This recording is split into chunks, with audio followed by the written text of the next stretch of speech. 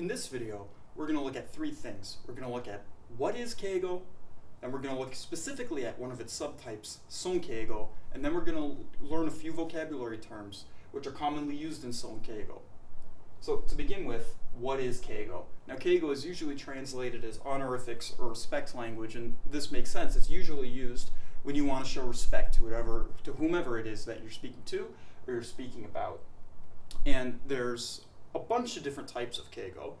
Some of the most common being Kenjougo, Teineigo, or Sonkeigo. In this video, we're going to talk about Sonkeigo. So specifically, what is Sonkeigo, who uses it, and how do we use it?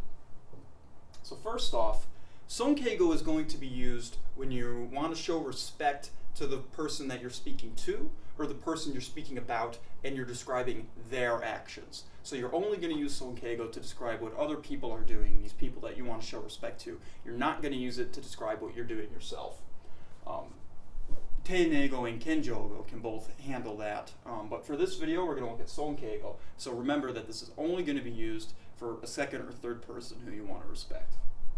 So that being said, let's look at a few words that are typical of Sonkeigo and their usages. So our first word we're going to look at is meshiagaru, and this is going to correspond to the everyday taberu or nomu. So the best way to figure out what these words really mean and how they're actually used is to look at them in example sentences. So let's do that. Our first example sentence we're going to look at is Shachou wa mainichi kinyoubi ni minasan to issho ni meshiagarimasu. Alright, so this sentence isn't too difficult, but if you're having trouble with it, you can replace meshiagarimasu with tabemasu.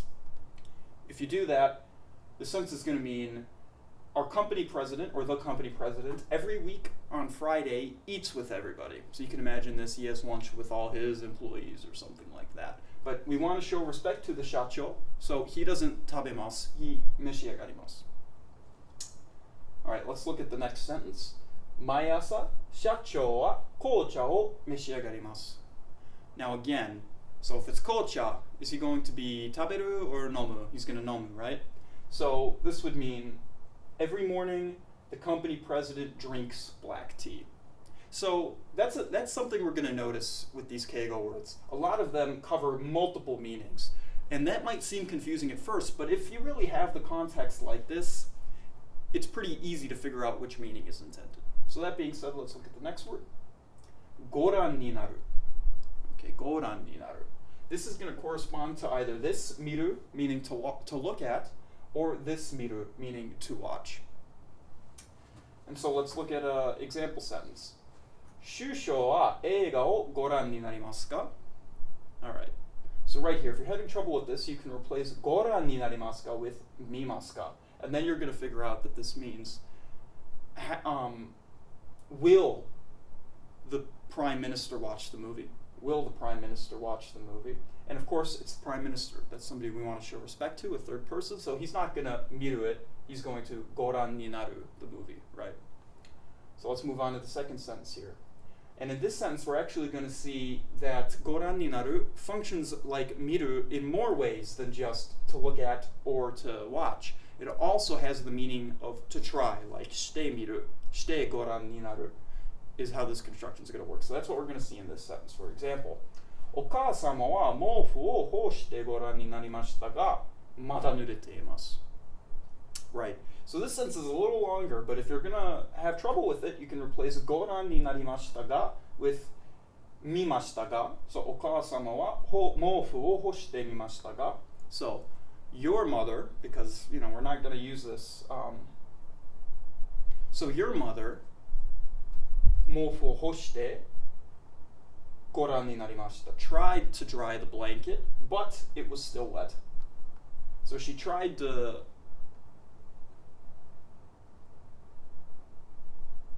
So let's look at the second sentence here.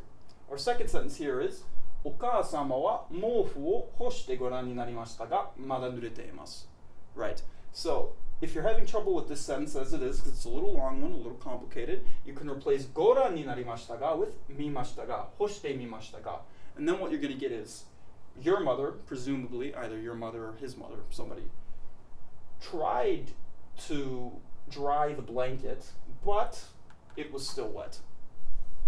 So she tried it. goran ni narimashita. She tried, right? So that's important to note, that it has all the meanings of miru from just everyday Japanese, whether that be to look, to watch, or to try.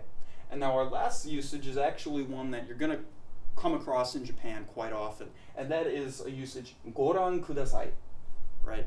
And so now if goran ni naru means to look, we can probably guess that this generally means please look, or please pay attention to, and it does. That's how it's used. Now the one part that some people may have trouble with is because this is one of the few times you'll see kudasai being attached to a noun, goran, and we know it's a noun because ni naru is what we attach to nouns, right?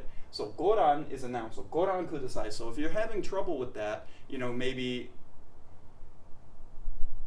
So some people that kind of have a maybe more rigid rule-based way of thinking might have a little trouble when they encounter this for the first time. So if that's the case for you, it might be helpful to just memorize this usage because it's a really common one. And even when you're using Sonkeigo, it's something that you might say to other people, whether it be a teacher, a guest if you're working at a business, or anything along those lines. So our next word we're going to take a look at is gozonji. Gozonji. Now this is another noun, but this one doesn't have ni naru at the end. It's just used as a noun, gozonji. So that's not weird on its own, but it might be a little confusing when you consider that the normal everyday word that this was going to usually replace is shiru, meaning to know. So gozonji means to know, and it's used as a noun grammatically, not as a verb, but it does have the meaning of that verb, to know, right? Okay, so let's look at our first sentence here. 大統領の演説はいつ始まるかご存知ですか? Okay, so we have at the end here, ご存知ですか? If you're having trouble with that, replace it with 知りますか? And then the sentence is going to mean, do you know at which time the president's address will begin? But notice again that this isn't ご存知になりますか? That's not good. We have to have ご存知ですか, because ご存知 is a noun. So take note of that. That's going to be important. Our last word we're going to look at for this video is oide ni naru. Now this verb is going to cover the meanings of a few everyday verbs, but again, like we saw earlier, figuring out which meaning it is exactly is not only not that difficult, it's really not going to be that important based on the context, right? So the three verbs that this is going to kind of take the place of when we're using Sonkeigo is iku, kuru, and iru, right? So let's look at some sentences and see what we can figure out as to how this verb might actually function in such sentences. So first sentence, 先週、土井先生は私の家においでになりました.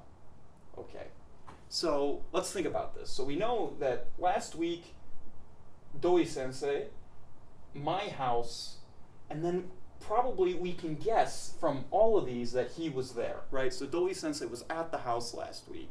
Now, you could have this mean anything. You could say, iru, he was at the house last week.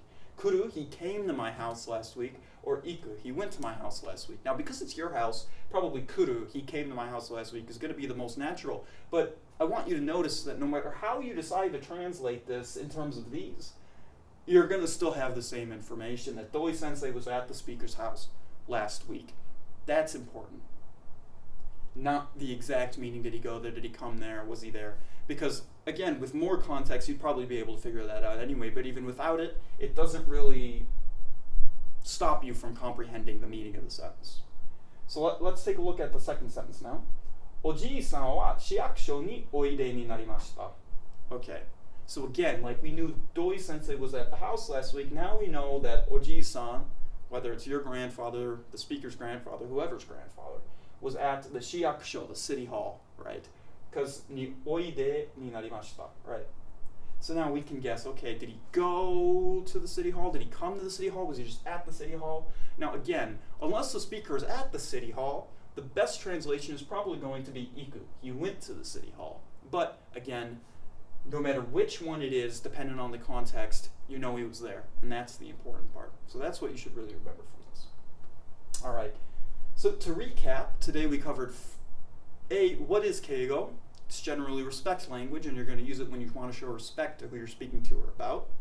Sonkeigo specifically is when you're describing the actions of a second or third person to who you want to show respect to. And then finally, we covered 4 Sonkeigo terms: meshiagaru, goran ni naru, gozonji and oide ni naru, and we discussed their meanings, and that even though some of them might be a little vague if you want to translate them directly, it doesn't really pose an impediment to comprehension of whatever it is you're taking in linguistically. That's it for this video. Hope to see you in the next one. 今度もよろしくお願いいたします。